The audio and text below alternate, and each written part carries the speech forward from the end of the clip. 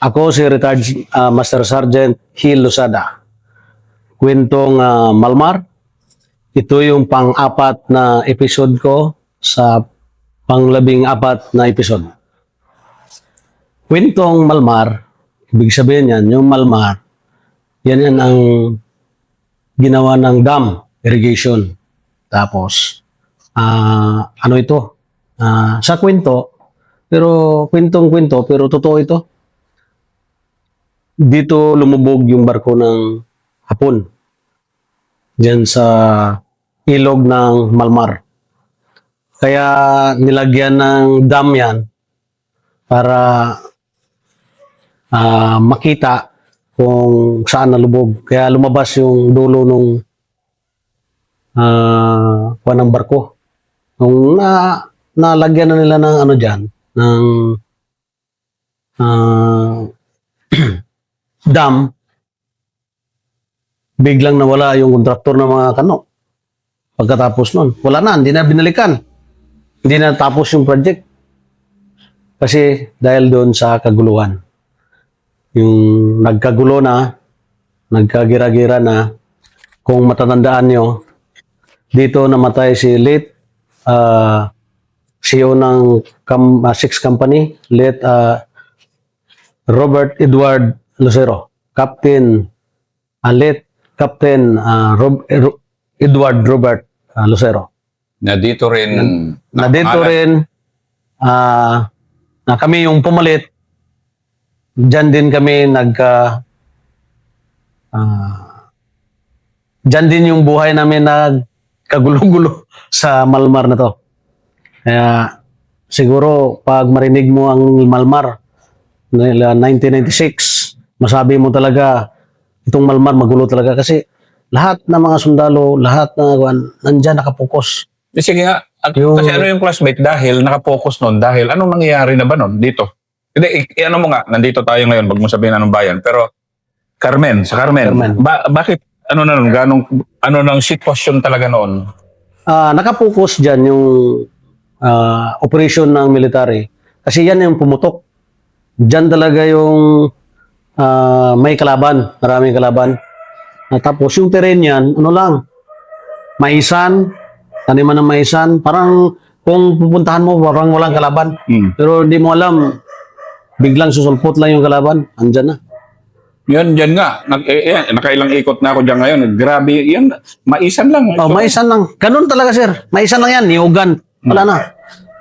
Hindi na, ano yan. Yung terrain yan, ganun lang siya. Ilog lang pagitan yan. Kaya, pag lumampas ka doon sa kabila, matitikman mo talaga yung matitikman mo. Na kung yung 1996, 96. Kasi Malmar, ilog na malaki Warson. na mabilis din ang agos, di ba? Malakas, Malakas malalim. siya. Malalim. Malalim yan. Saka yung tubig dyan, sir, hindi talaga nagbabago yan. Kulay Milo talaga. Kulay Milo. Yung ilog niyan. Hindi ko nakita yan na ano yan? Nagputi. Naglinaw. Hindi lumilinaw yung ilog dyan. Palaging kulay Milo yan, yung ilog na yan. Hanggang ngayon. Ano ba yung Malmar? Maritubog. Maridagaw. Maridagaw. Yan, sir.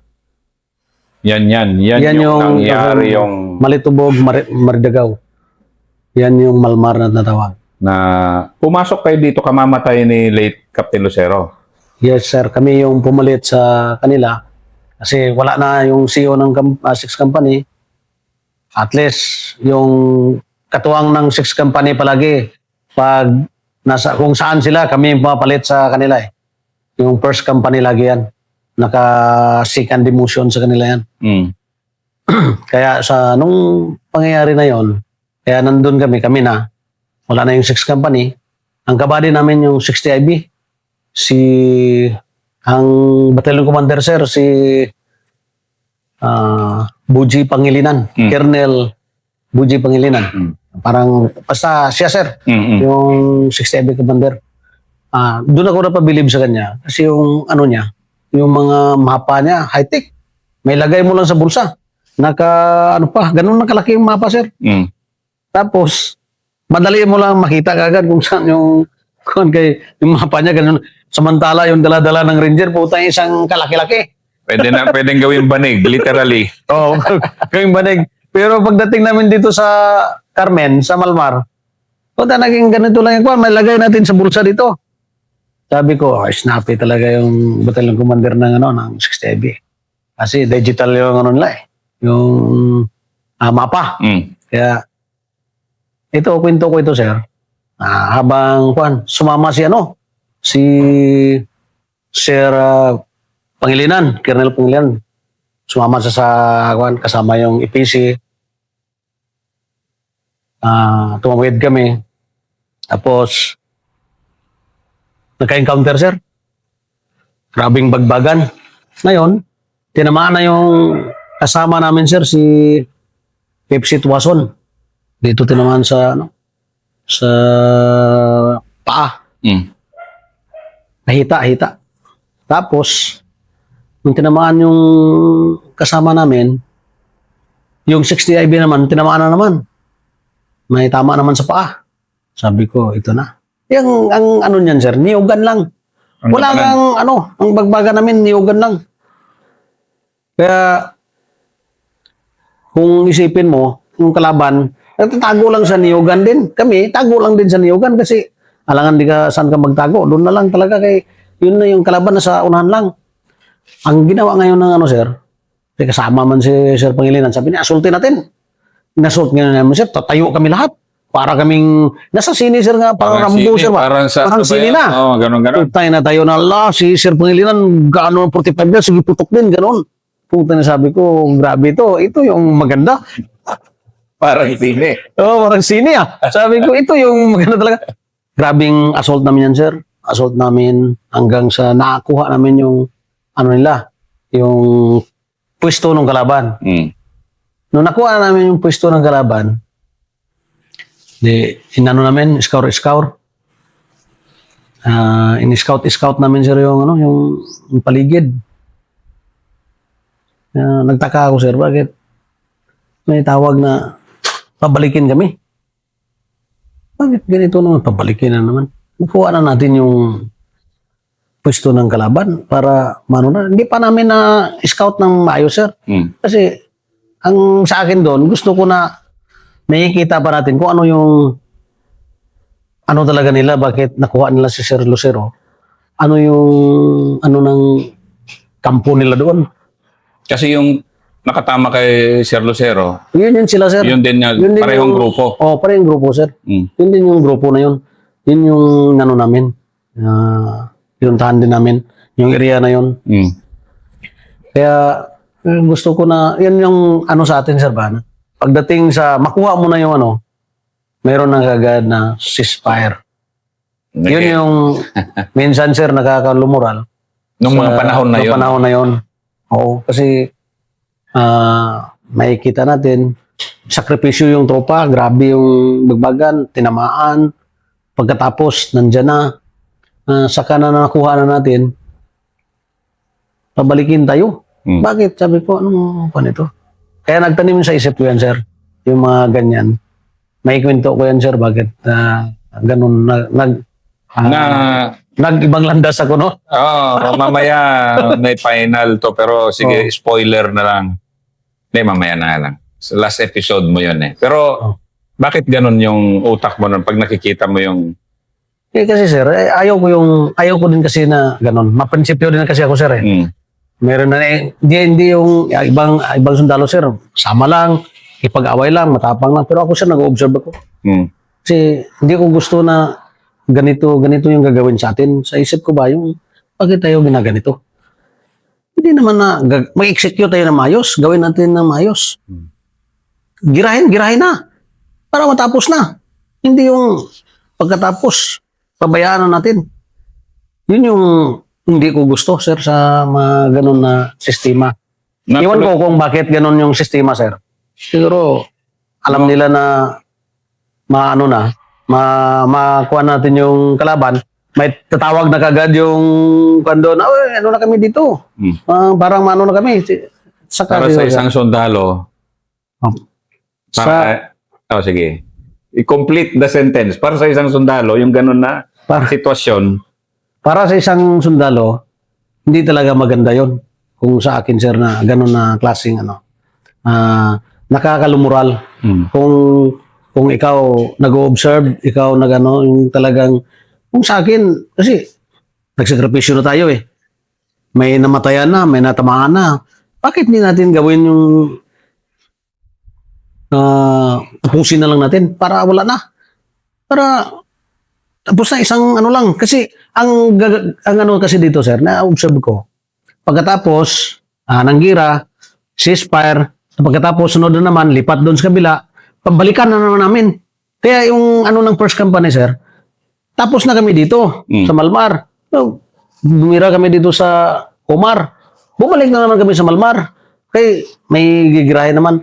Ganun yung ano, sir. Kaya naisip ko yan na hindi maganda. Kasi noon, bakit balikan pa natin yan? Kung tinapos natin, hindi, wala na. O lagyan na kagad ng brigade yan. Lagyan na kagad ng sundalo yung kampo na yan. Mas lalong peaceful na yung kuha natin. Kaysa yung balik-balikan pa natin. Mahirap yung buhay ng isang enlisted personnel at saka mga company commander na kasama sa operating troops. Ang hirap talaga, sir. Kasi alam mo... Example nga, sige, ano muna tayo bago yung encounter. Bakit yung hirap na yun? Maliban sa frustrated ka, ano yung hirap? Mahirap kasi, sir, kasi ginagawa ng isang sundalo yung trabaho niya na gusto niya matapos yung misyon. Pagkatapos, hindi pa tapos yung misyon, pinabalik na. Paano dapat dire-diretsohin na natin. Pag matapos na yung misyon, saka na tayo babalik. Hindi na, wala na tayong balikan. Kung meron na naman doon sa kabila, lilipat na tayo doon. Doon na naman natin, pulbusin na naman natin doon. Total, nagsakripisyo na yung mga sundalo eh. Kaya nga ng sundalo magsakripisyo eh. Na sila mismo yung frontline doon eh. Mga frontliners eh. Yung nag-uutos lang. Tawagan lang, tapos wala na. Hindi sila kasama doon. Okay, last episode mo yung classmate. Sige, encounter muna tayo, classmate. Sige. So, Malmar, ito, first company. Matagal kami sa Malmar, sir. Grabing encounter dyan, sir. Grabing gera. Ilang buwan kami dyan na panay, pukpukan lang. Gira, hanggang sa, na ano na yun, sir, yung last na kasama na doon si Sir Pangilinan na nakuha na namin na pinabalik kami kasi ceasefire na. Pero ang dami na na-encounter dyan, sir, na nangyayari. Sige, ituloy-tuloy mo nga yung mga hindi mo makalimutan na encounter dyan. Actually, para na rin sa history ba na ngayon, nandun ako ngayon sa Carmen. Camp Lucero na siya. Diba? Simula namatay si Sir Lucero dyan, sir. Kami yung pumalit. Siyempre, ang pagka-papalit dyan, sir, ibig sabihin yan, meron na kagad dyan warning order, mission. Labas yan. Ikaw, operate ka. Di, siyempre yung first company, sir, kasi siya nandun, automatic yan, operate kami. Ang hirap pa, sir, kasi tatawid ka pa sa ilog. Tatawid ka ng ilog. Ang ilog, malakas pa. Kung hindi ka marunong lumangoy, kaya lang, maswerte tayo, ranger eh. Hindi ka pwede mag-ranger kung hindi ka marunong lumangoy. Pero mahirap-hirap din yun kasi yung dala-dala mo yung backpack mo napakabigat yan yung ano, sir, saka baril mo, dala mo pa. Dalang baril mo. Yun yung pinakamahirap. Ganun yung nangyari din kila Captain Lucero, sir. Tumayad din sila sa ilog. Saka doon nagbakbakan. Ganun din. Sinong CEO nyo na nun? Si Captain Pangkog, sir. Si Oriel Pangkog. Yes, sir. Isa ring Ilonggo. Yes, sir. Yeah. Puro mga Ilonggo pala yung first. Sunod-sunod yan, sir eh. Oo nga, puro Ilonggo pala, no? Iwan ko kung bakit Ilonggo yung nailagay. Kasi siguro, sir, kay titingnan din nila siguro, ito warrior din to, tingnan natin kung papasabak din siya doon. Pero lahat na nailagay na company commander sa first company, sir, matatapang. Pero ano yung mga hindi mo makalimutan dyan sa Malmar ng mga panahon na yun? Kasi nga, yun yung napakabigat na panahon. 96. 97, nag-Radya Muda. Pero ito, tuloy-tuloy kasi sa area na to noon eh. Nandito tayo sa area na yun eh. Yung ano talaga yan, sir, ang di makalimutan, sir, yung gera na matagal matapos. Mm. Kasi yung sundalo, sakripisyo, lahat, ibinuwis yung buhay para lang sumunod doon sa misyon na yun. Kaya nga, yun yung sinasabi ko sa hindi ko makalimutan na after nakuha na yung kampo, ceasefire na. Yan lang, sir. Hindi yung mga, ano kasi yan eh. Bilang isang sundalo kasi medyo yun yung mga sensitibo sa atin na kung minsan, di ba, buti pa yung ano eh, buti pa yung NPA kasi may ceasefire tayo kada December eh, di ba? Yes, sir. Oh. Bago nun, 3 for all yan, bagbagan ng bagbagan. Bagbaga, no? Yung sa atin naman, dito, sa mga ganyan na sitwasyon, saka lang mag-ceasefire kung andyan na, ilang beses yan, sir, na nangyayari talaga na pasabak ako sa... Puro Malmar. Hindi, Omar. Omar, sir, ganun din yan. Mm. Sa Basilan, ganun din. Meron din. Ano ka na nun? Team member ka pa rin? Team member pa rin, sir. Nasa 16 company na ako, sir. Doon, team leader na ako. Team leader na. Yes, sir. Doon ako mawak ng tao. Kaso kung team member ka kasi, sa lahat naman, kada saan naman na ano, kung team member ka, talagang Sunod ka lang talaga, sir. sunod. Yan nga yung obey first before you complain. Pero sa Ranger, walang complain. Obey lang na obey. Obey lang ng obey, sir. Yun. Yun na yung maganda sa atin, sir. Nagko-complain na, murmuring lang yan. Murmuring na ang masabi ko. Minsan sabi murmuring. Yung murmuring lang yung parang bulong-bulong. Pero hindi talaga complain yun. Pag sinabi mong go pa rin. Walang ano yan. Yun yung isa, sir. Murmuring lang yung sundalo, pero pag nutusan mo, sunod yan. Sunod yan. Walang hindi susunod yan. Ibang level naman yung galawan dito kasi patag. Patag, sir. Patag ang laban. Ang kagandahan lang, sir, kay hindi ka masyado mapagod. Mm. Hindi ka sa maneuvering. Kaya ang maneuvering, pag mabigat yung dala mo, pag akyat pa, ang hirap mag-maneuver. Mm. Ito, wala. Tatakbo ka pag sabi nga, dito kayo, yung team mo dito. Takbo yung team mo, sunod-sunod kayo. Madali lang takbuhin kasi, pag pinutukan, trap. Doon na wounded si, sir, si Tuason kasi nung pag-drop niya, malayo yung niyog. Malayo yung niyog, ang niyog na pupuntahan niya. Nakadrop sa lupa, pati yung sa 60 IB. Kaya yung tama nila, dito puro paa. Pero sniper ang manat yun, sir. Anong banat? Kasi nung panahon namin, sniper, doon sa Northern Mindanao, sniper, nasa taas din ng kahoy. Nung dito? Niyog, sir, niyog. Sige nga, ano yung mga tactics, usapang tactics ng kalaban tayo, isa-isahin nga natin. Nung panahon na yun? Ang style nila, sir, pa-encounter sila. Mm. Tapos, palapit doon sa nila. Siyempre, tayo, kay nakita natin, nandun sila. Mm. Ang ranger, nagmamaneuver yan eh. Nung may sniper na sila nakaabang. Mm. Pag once na makita ka na doon, kalapit ka na doon, yun na yung sniper nilang bibira. Mm. Kaya nga noon kasi parang hindi pa kasi uso yung sniper, sir eh. Yung mga sundalo, makikita mo, patayo-tayo pa. Meron Sniper at saka sniper natin, hindi pa naman talaga noon. Hindi pa, sir. Nagsisimula pa lang noon. Nagsisimula pa lang. Yung Na-deploy na yung natin, sir, dito na sa Omar. Omar, mamaya, 2 episode na yung Omar mo dahil masigabong palakpakan din doon. Pero yung panahon na yon, ano pa talaga, pure infantry to infantry pa to. Wala pang sniper, wala pa. Pero gumagamit kayo ng bakal noon. May mga bakal kayong kasama. Sinama na yun ni General Pangilinan, sir, kasi siya yung battalion commander, meron mang naka-DA sa kanya, kaya dinala niya yun. Yun lang yung lamang. Mm. Oo, kasi assault na yun, sir eh. Kasi na nga eh. Kung baga, yung last na, final. Sige, ikwento mo nga i-detalye mo nga yung final na yun. Ikwento mo nga yung, paano nag-start, paano. Pinatawag kami ni, sir, ni General Pangilinan, Aker ni Pangilinan, tawag.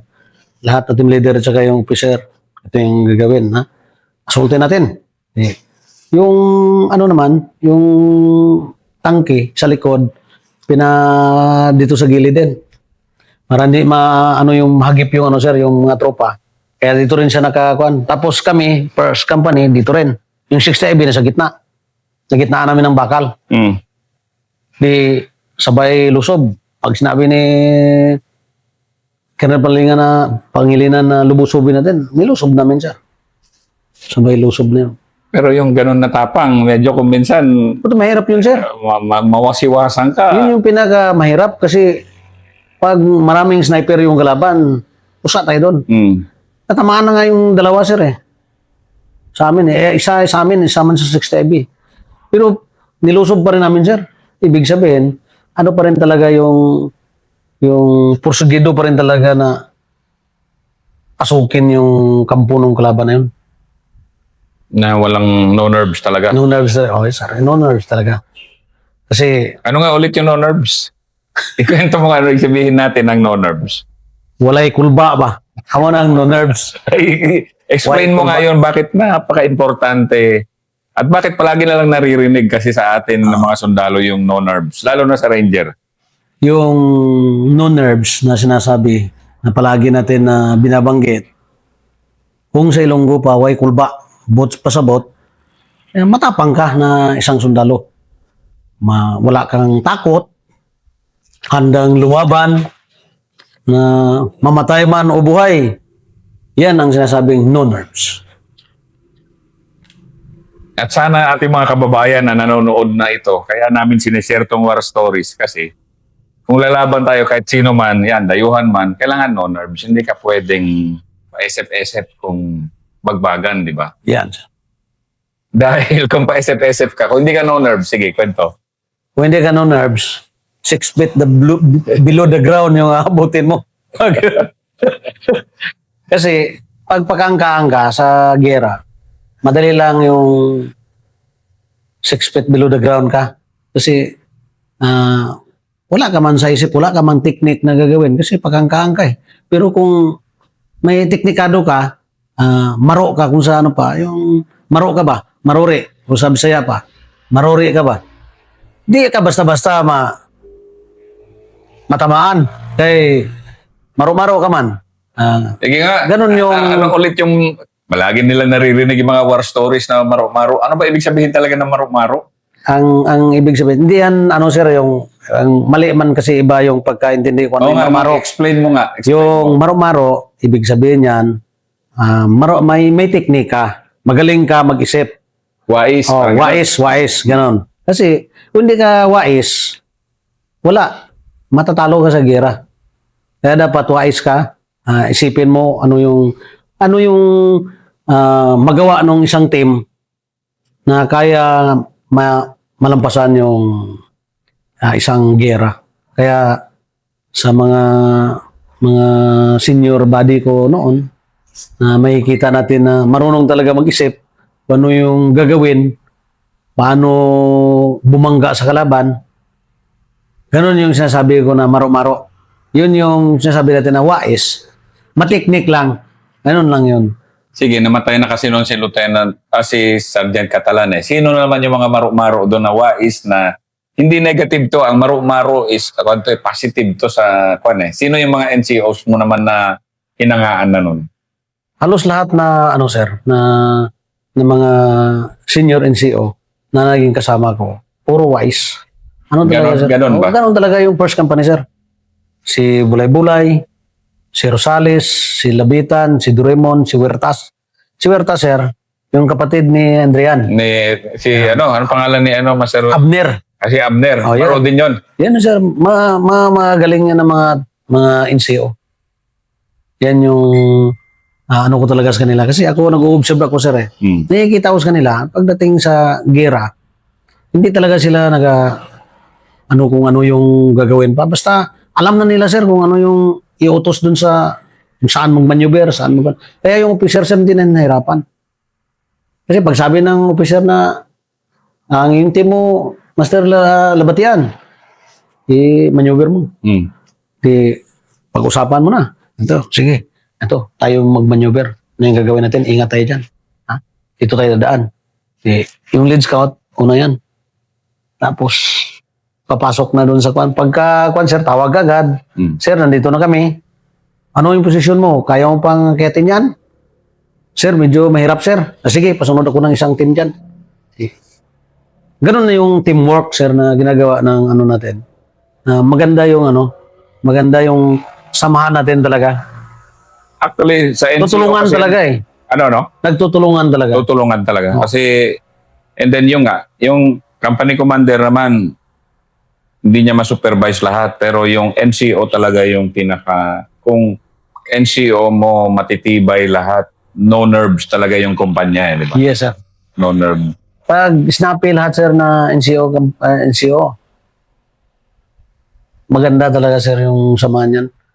Kasi, dyan mo makikita pag nasa gira na, paglabanan na. Kasi yung tropa, sir, pag nasa labanan yan, tahimik. Walang na. Pero pagkatapos ng encounter niyan, grabing ingay. Tikal. kaya ganun lang ito sa mga rason kung bakit mahihiya ka na hindi mag-perform din dahil Yes, sir. kakantyawan ka man. Kakantyawan ka. May ganun talaga na kultura Ganun tayo. talaga, No? sir. Pero maganda, at least, yung kung ikaw ang na bata ka pa, nakikita mo yung ginagawa nila, siyempre, ikaw, habang tumatanda ka rin, sabi ko, sa isip mo naman, pag ako yung maging team leader naman nito, yung ginagawa nila, patuloy ko ito. Para yung sumusunod naman sa akin, sila naman magpatuloy. Yan ang sikreto ng kultura ng excellence, yung combat performance ng Scout Rangers. And for that matter, lahat ng elite units, talagang tuloy-tuloy kasi hindi pwedeng maputol yung ganun na kultura, di ba? Hanggang ngayon, no? Yun yung ko sa kanila, sir. At hanggang ngayon, sir, nakikita ko yung mga body natin na active pa. Kahit retired na ako, kwento ko pa rin sa kanila yan na sabi ko, maingat kayo. Gawin nyo lang yung mag-perform kayo ng mayos. Kasi mahirap mag-retake. Hindi ka na makaretake. Walang retake. Wala na retake yan eh. Kasi pag tinamaan ka dyan, wala na eh. 6 feet below the ground ka na. Pero yung sa inyo nun, gaano rin umugong sa inyo yung pagkamatay ni late Lucero? Ano yung ikwento mo nga yung, naabutan natin siya kasi yung auto pa ranger niya, ikwento mo nga yun yung nasa Tanay tayo eh. Ito si Let Lucero. Magaling din ito na leader. Kasi magkalapit lang kami nito eh sa sa company. Palaging magsama yung magbody yung 6 company at saka first company rin. Nakasama ko rin ito, sir, sa sa Reyna Harente. Yung dito sa Sultan Sibarongis. Pero ito si Sir Lucero, siya talagang pasimuno nito ng Auto Ranger. Hanggang ngayon, nakatanim pa yan sa utak ko. Banat nga, classmate. Banat nga. Auto Ranger. I am a ranger. Only men with iron determination, qualified to be one. I am trained like a hunter. Silent, swift, fearless. My mere presence freezes enemy's blood. I am visible to him until the last second of his life. I roll in the mountain. I stalk in the jungle. Day or darkness. Calm or storm, tireless in the hunt, first in the fight. I am a ranger. The guerrilla's worst nightmare come true. Ranger.